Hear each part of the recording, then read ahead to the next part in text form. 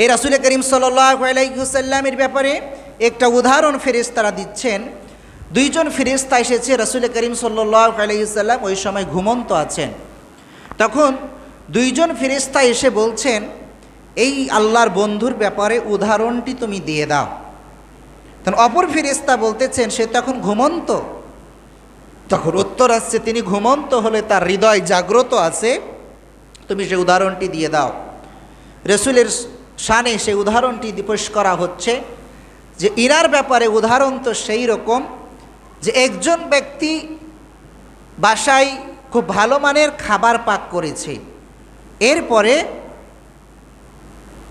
একজন আহ্বানকারী নির্ধারণ করেছে, এরপর বাসার বাইরের লোকজনকে সে আহ্বানকারী আহ্বান করছে, আসো খাবার প্রস্তুত, তোমরা যারা বাসার মধ্যে ঘরের মধ্যে যারা প্রবেশ করতে পারবে প্রবেশ করবে, তারা তোমরা এরকম মান মতো খাবার খেতে পারবে। এখন যেই ব্যক্তি এই আহ্বানকারীর আহ্বানে সাড়া দিয়ে ঘরে প্রবেশ করবে সেই কেবল খাবার খেতে পারবে, অন্যরা পাবে না। এই উদাহরণের তাৎপর্য আবার একজন অপরজনকে বলে দিচ্ছেন ফেরেশতাদের মধ্যে, এই উদাহরণের তাৎপর্য কি, এটা দ্বারা কি বুঝিয়েছেন।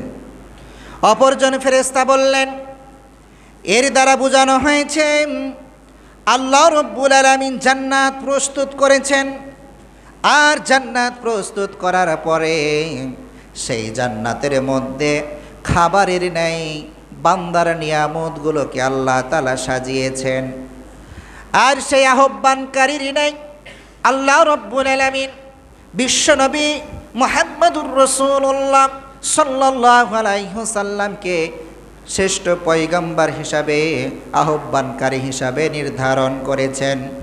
আর এই মুহূর্তে যে ব্যক্তি বিশ্ব নবীর আদর্শকে ব্যক্তি জীবন, পারিবারিক জীবন, সামাজিক জীবন, রাষ্ট্রীয় জীবন, যার যেখানে যতটুকু অবস্থান আছে সেই অবস্থানে এই বিশ্ব নবীকে আদর্শ করে আহ্বানকারীর আহ্বানে যে ব্যক্তি সাড়া দেবে, আহ্বানকারীকে অনুসরণ করবে, সেই ব্যক্তি ঘর নামক জান্নাতে প্রবেশ করবে।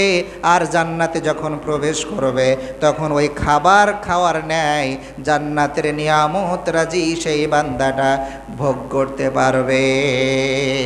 কিন্তু আহ্বানকারীর আহ্বানে ডাকে সাড়া না দিলে তো কখনো ঘরে প্রবেশও করা সম্ভব নয়, আর খাবার খাওয়া সম্ভব নয়। তেমন বিশ্বনবী সাল্লাল্লাহু আলাইহি ওয়াসাল্লামের আদর্শ অনুযায়ী অনুসরণ করে তার কথা মতো চলে তার আহ্বানে সাড়া দিয়ে জান্নাতে যদি না যেতে পারি, তেমন আহ্বানে সাড়া না দিলে জান্নাতে যাওয়া সম্ভব হবে না, জান্নাতের নিয়ামত ভোগ করাও সম্ভব হবে না।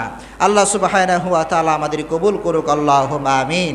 আল্লাহ তাআলার রাসূল সাল্লাল্লাহু আলাইহি সাল্লামের শানে এই ব্যাপারে আমরা আর সামনে এগোচ্ছি না, তবে এতটুকু যে আপনার আমার ব্যক্তি, সমাজ, রাষ্ট্র, সব জায়গায় সব অবস্থানে আপনার অবস্থান যতটুকু আছে ততটুকু রাসূল সাল্লাল্লাহু আলাইহি সাল্লামকে আদর্শভাবে পালন করতে না পারলে সম্ভব হবে না। পরিশেষে এতটুকু বলছি, যেই সমস্ত অবুঝ নির্বোধগুলো আক্কেল, যেই সমস্ত যে আল্লাহ তাআলা যে বলছেন যে আকসারুহুম লা ইয়াকিলুন, তারা অধিকাংশ নির্বোধ, আমিও বলতে যে যারা এই সমস্ত উদ্ভট প্রশ্ন করেন তারা অধিকাংশ নির্বোধ, কারণ এই ব্যাপারে অনেক তাৎপর্য রয়েছে। আপনি যে নেতার আদর্শ হিসাবে যাকে পালন করছেন, আপনি একটু পড়াশোনা করে দেখেন যে সেই নেতার যখন বিয়ে হয়েছিল তখন সেই নেতার রমণীর বয়স কত ছিল। এটা শুধু আপনাকে তালাশ করার জন্য আমি আপনাকে লাগাই দিলাম, আপনি একটু চেষ্টা করেন, স্টাডি করেন, দেখেন কতটুকু তারতম্য ছিল। আমার রাসূল সাল্লাল্লাহু আলাইহি সাল্লাম এবং আয়েশা রাদিয়াল্লাহু তাআলা আনহাকে দিয়ে প্রশ্ন করছেন, তাহলে সেই জিনিসটা আপনার জানার পরে আপনার এরপরও যদি আপনার এই প্রশ্নটা উঠে তাহলে বুঝবেন যে আপনি আর মানুষের অবস্থানে থাকার কোনো যোগ্য নয়।